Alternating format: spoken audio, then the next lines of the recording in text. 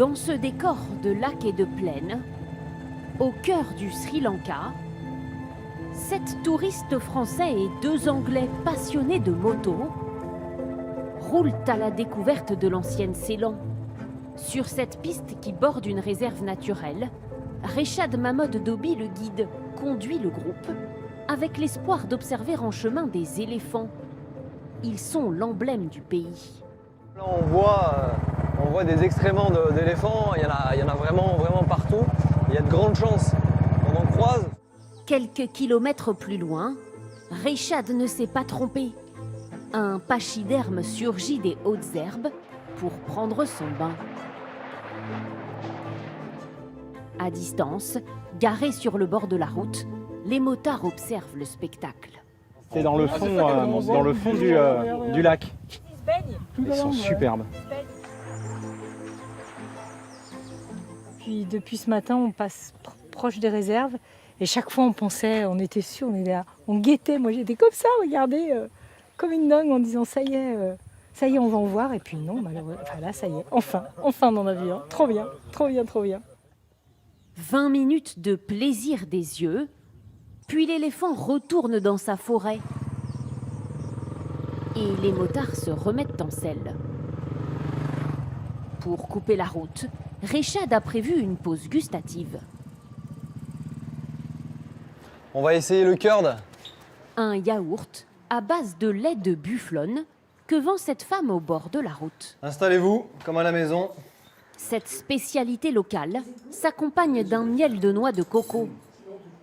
Pierre Simon, originaire de Saint-Nectaire en Auvergne, savoure cette découverte culinaire. C'est un bon goût de yaourt. Et le miel Naturel, sucre. Et c'est très bon, c'est excellent. Les paysans, exotiques, c'est digestif, c'est revigorant, et on est reparti. Une centaine de kilomètres plus à l'est, sur ces côtes bordées par l'océan Indien, les motards laissent derrière eux la campagne pour la ville. Trincomalee et son temple hindou, dédié au dieu Shiva. Aujourd'hui rénové, il fut totalement détruit par les colons portugais au XVIIe siècle. Juste avant l'attaque, les moines auraient jeté à l'eau tous les trésors du temple pour qu'ils ne tombent pas dans les mains des envahisseurs. Une légende que Reshad aime partager.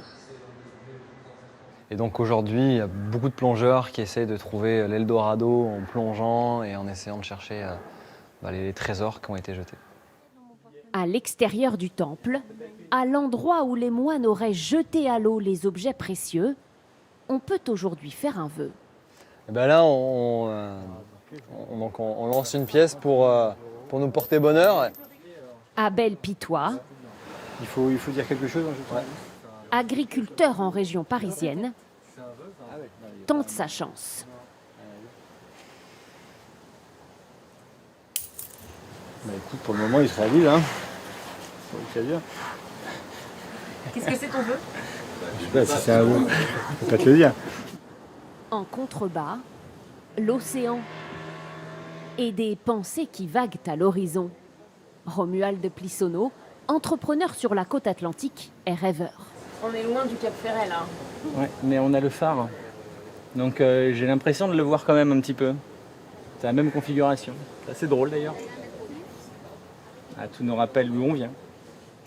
Mais à la différence du Cap Ferret, l'eau ici est chaude.